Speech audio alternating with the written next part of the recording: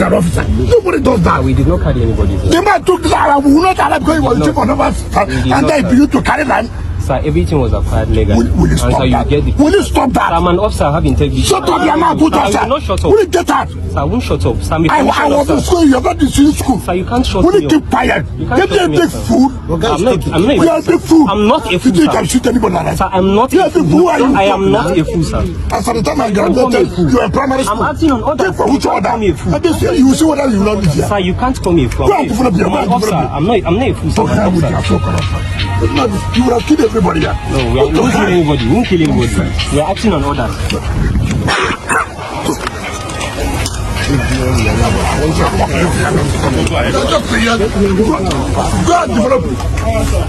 Go and develop here. Let me see you. Regular officer, you won't come and complain. We are going to now get out.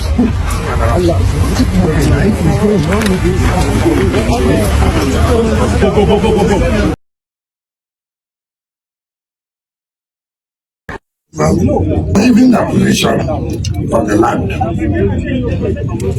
And when they came here,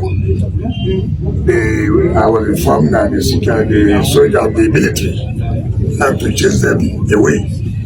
And I thought probably they would be acting illegally.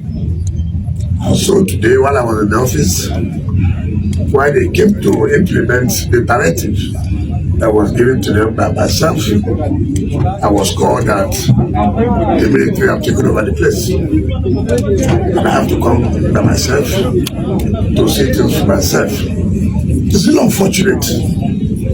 And you heard what the officer said he was sent by the former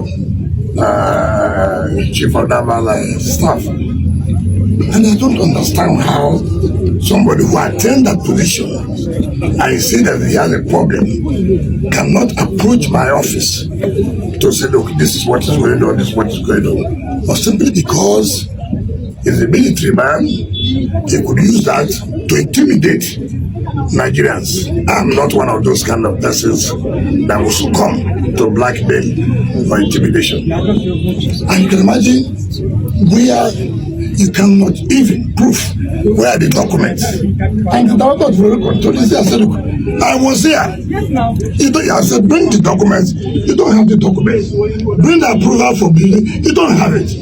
And how can we continue to allow lawlessness to prevail in this country? What about those who don't have the military? What about those who don't have security? If there's not going to the level where when government officials are carrying out their job, you go and bring security to intimidate them against government officials. I will not accept that. I've spoken to the chief of defense staff and I've spoken to the chief of naval staff, and they have assured me that please, they have to resolve the matter. And we're not coming here to have a shooter with anybody to cause chaos or not. But what I can say, I will not allow it to happen. The way we have done carried our jobs in other areas, in the same way it will be done here. He will not carry out this illegal development and land grant simply because he was a former chief of naval staff. I will not allow that. And that's the situation where we are. Thank you.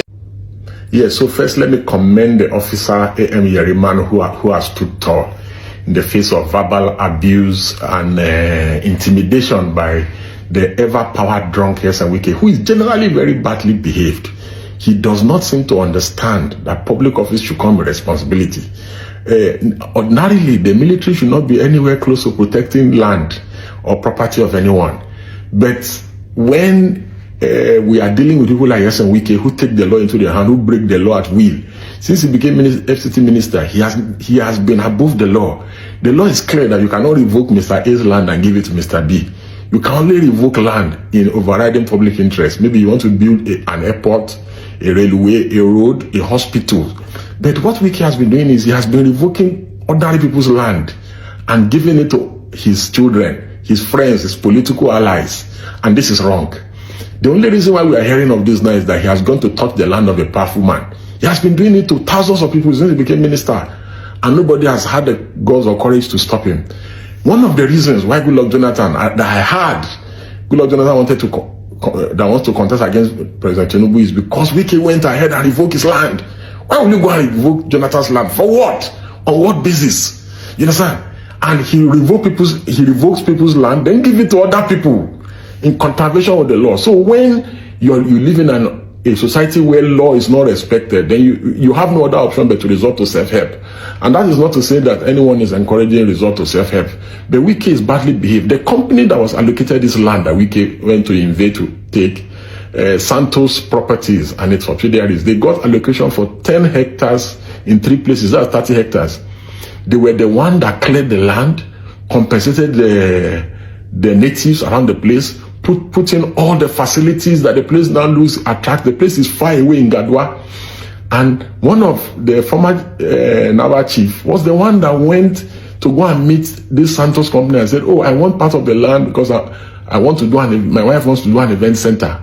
And now, because they have now developed the area, Wike went to the place, saw it, now felt that he should take it. They even had meetings with the FCDA people, and they agreed that they would give government back 8 hectares out of the 30 hectares so that they can just do their thing. Wike still refused and said he must take everything. How can you take everything when this land was given to them 15 years ago? They've paid all necessary dues. You just wake up one day so moto and say you want to revoke the land. And you are not revoking the land in overriding public interest. This place is a park.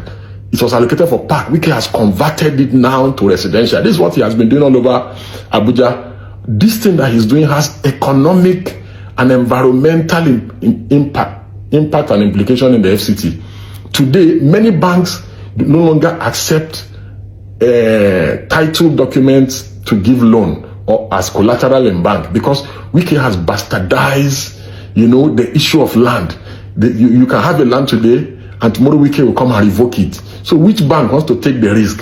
And the reason why housing is very important is that housing is an economic tool for development. The Wike has abused all the processes and abused his office as FCT minister.